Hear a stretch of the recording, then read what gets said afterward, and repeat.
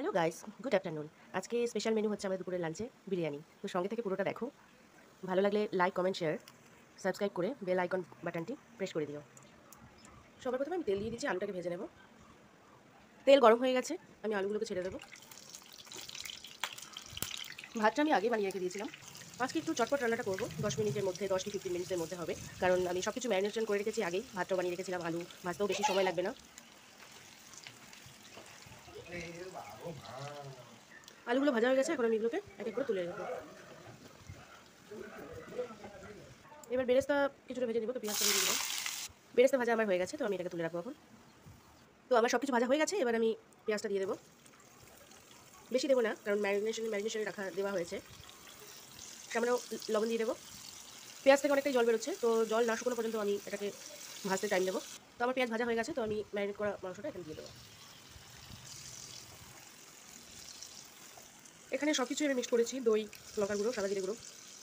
আর আপনারা চাইলে এক্সট্রা কিছু দিতে পারেন, আপনাদের যে যেরকমভাবে খেতে ভালোবাসেন। আর লবণটাও আমি এখানে অ্যাড করেছি। সবটাই দেওয়া আছে, এবার শুধু কষানোর পালা। এটা ভালো করে কষে গেলে এবার আদা রসুনের পেস্টটা দিয়ে দিলাম।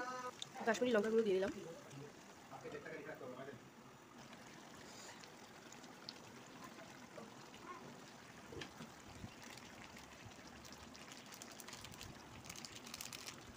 একটু উঠিয়ে দেখি কতটা হলো।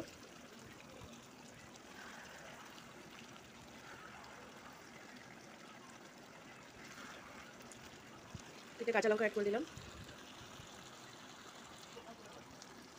চিকেন মশলাটা অ্যাড করে দিলাম। স্বাদ মতো একটু চিনি অ্যাড করে দেবো, এটা অপশনাল, দিতে চাইলে দেবেন। আমার চিকেনটা হয়ে গেছে, এখন আমি অফ করে দেবো। আর কালারটা একটু স্কিপ করে যাবেন, কারণ ঝালটা আমি একটু কমই দিয়েছি, কারণ আমার মেয়ে খাবে বলে। তো চলুন এবার মেলানোটা দেখি কীভাবে সাজিয়ে আমি সেটা ভাপে দিই। তো গ্যাসটা ধরিয়ে আমি এরকম একটা রুটির তাওয়া বসিয়ে নেবো। তো বিরিয়ানি এটার মধ্যেই বানাই, তো এটার মধ্যেই আমি আবার করবো। তোমাদের কাছে ভালো বিরিয়ানি পাত্র থাকলে সেটার মধ্যেই করবে। তো এই দুটোকে আমি খুব ভালো করে গরম করে নেবো 2 মিনিট। তো সবার আগে আমি সামান্য ঘি দিয়ে দেবো। তারপর দিয়ে দেবো ভাত। এবার দিয়ে দেবো চিকেনের পিস, আলু, একটু গ্রেভি। তারপর দিয়ে দেবো ভেজে রাখা বেরেস্তা, কালার ফুড, আবারও একটু ঘি, আর যাবে বিরিয়ানি মশলা, আবারও বেরেস্তা, ফুড কালার, একটু ঘি, বিরিয়ানি মশলা দিয়ে এবার এটাকে আমি দমে দিয়ে দেবো 25 মিনিট।